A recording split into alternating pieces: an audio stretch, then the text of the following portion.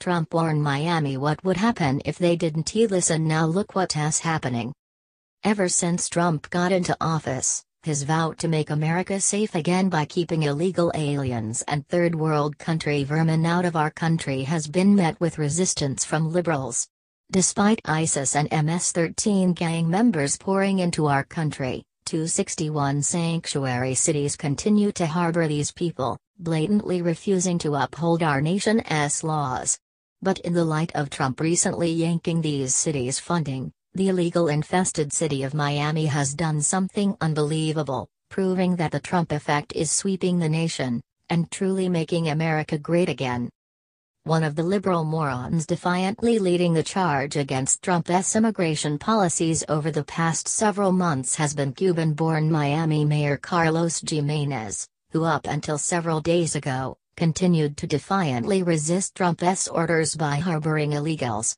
But Trump had finally had enough of idiots like Gimenez endangering the lives of Americans by refusing to comply with federal law, and set out to teach Gimenez a brutal lesson, threatening to pull a $480,000 federal police grant for non-compliance. After receiving the letter by Trump's Justice Department that he was about to be sued and on top of that have his funding yanked, the Hispanic mayor immediately began changing his tune, and decided to do the intelligent thing, and begin complying with federal orders. The Daily Wire reported. In response to the Trump administration's threat in April to pull a $480,000 federal police grant for noncompliance, Miami-Dade Mayor Carlos Gimenez ordered the county's jails to begin to obey federal requests to extend the detentions of criminal illegal immigrants who are also being sought for potential deportation. On August 4, the county was notified by the Department of Justice that it was no longer in danger of having the funds withheld. As a candidate, Donald Trump promised to reverse many of the immigration policies of Barack Obama, including his handling of sanctuary cities.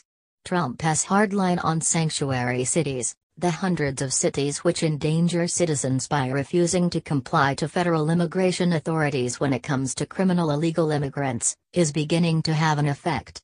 Faced with losing nearly $500,000 in federal funding over its sanctuary status, Miami-Dade County is now complying with immigration authorities and the move is paying off.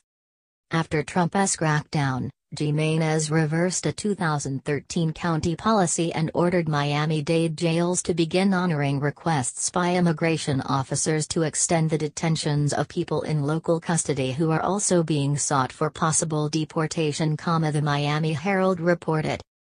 Miami liberals immediately went into meltdown mode, accusing the mayor of betraying Miami's heritage of previously welcoming all immigrants and new arrivals into the country, where the Herald notes Gimenez's decision to reverse the 2013 policy sparked outrage from local immigration advocates. But in the end, Gimenez determined that the backlash from liberals was less important than his grant money being yanked, a response that the Trump administration hopes will be the response from other sanctuary cities around the country.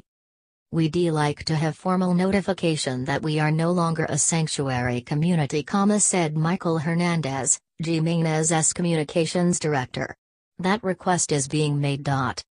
Trump's plans to make sanctuary cities pay is multifaceted, as he has also announced in recent weeks that he is pulling the grant known as the Burn Justice Assistance Grants, a pool of money that these cities heavily rely upon in order to support and harbor their illegals.